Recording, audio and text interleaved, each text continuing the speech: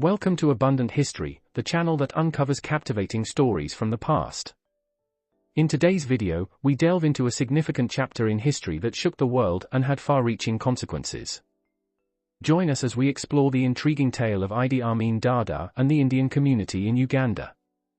In August 1972, General Idi Amin Dada, the President of the Second Republic of Uganda, made a stunning announcement that would change the course of history. He ordered the mass expulsion of Asians within a 3-month period, marking the final chapter of the Indian presence in Uganda. This decision caught the attention of global media, causing a mix of consternation and outrage. Initially, the African press remained relatively silent on Amin's pronouncements, while black African leaders adopted a stance of non-interference. However, the international community responded with intense criticism, especially after Amin expressed his views on Hitler and the Jews. Amidst the tumultuous reactions, Amin found support from certain Arab African nations, while white regimes in southern Africa seized the opportunity to reinforce stereotypes about African governance. The Indian community in Uganda was left shocked and panicked by Amin's actions. Many had initially welcomed his rise to power in January 1971, hoping for relief from the frustrations of citizenship applications and economic reforms imposed by the previous government. Amin initially projected an image of conciliatory leadership, promising to unify the nation and foster a harmonious atmosphere. Yet, this promising beginning took a bitter turn when Amin mandated a compulsory Indian census in October 1971. Indians, regardless of their location, had to participate or risk losing their claim to living in Uganda. This cattle count even included children of Indo-African parentage, despite Amin's professed belief in racial intermarriage. The tragic irony of Amin's rule became evident as the Indian community witnessed the unraveling of their hopes. Rumors circulated that Obote, the ousted leader, had been willing to address citizenship issues, potentially granting relief to many Indians. However, Amin's divinely ordained dream of economic liberation, where Indians were seen as exploiters hindering Ugandan progress, shattered any prospects of a peaceful resolution. Join us as we journey through the substance of Amin's divine dream, examining the implications of his actions and the lasting impact on both the Indian community and Uganda as a whole. Subscribe to Abundant History to stay tuned for more riveting historical narratives. In the first week of August 1972, the world was stunned by a proclamation that would forever alter the course of history.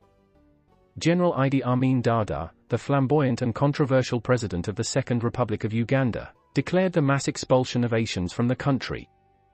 This announcement marked the beginning of the end for the Indian community in Uganda. News of Amin's decision reverberated across the globe, captivating the attention of millions.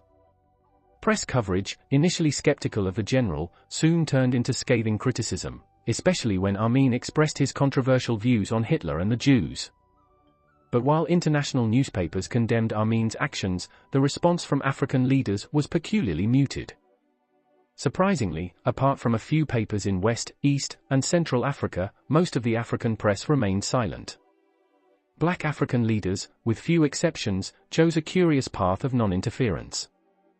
Meanwhile, General Mobutu attempted to mediate, and the Organization of African Unity maintained a stance of non-alignment. In contrast, Arab African nations, particularly Libya, openly supported Amin's government. Further south, in the predominantly white-ruled nations, Amin's actions provided an unexpected opportunity. By expelling the Indian community, Amin inadvertently reinforced the notion that Africans were unfit for self-governance. White regimes saw in Amin's actions a vindication of their own rule, saving them time, money, and propaganda efforts. For the Indian community in Uganda, Amin's decree sent shockwaves through their lives. Many had viewed his rise to power with cautious optimism, hoping for an alleviation of the challenges they faced under the previous regime. The weight of frustration over citizenship and economic reforms seemed to be lifting, and a new era of conciliation appeared to be dawning. However, their hopes were dashed when Amin instituted the compulsory Indian census in October 1971. Indians, regardless of their location, were required to participate or risk losing their right to live in Uganda. Even those of mixed heritage were not exempt. Amin's dream of racial integration seemed to fade as the reality of discrimination became apparent. The tragedy of Amin's rule became apparent as the Indian community realized that their aspirations for a peaceful resolution were crumbling.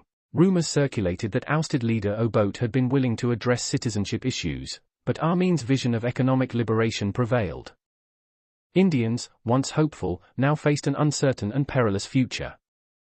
Join us as we delve deeper into the substance of Amin's divine dream, exploring the profound implications it had on the Indian community and the nation of Uganda as a whole. Through personal narratives, historical analysis, and thought-provoking insights, we aim to shed light on this critical chapter in history. Subscribe to Abundant History and hit the notification bell to ensure you don't miss any of our captivating stories. Together, let's uncover the rich tapestry of the past and understand the forces that shape our world.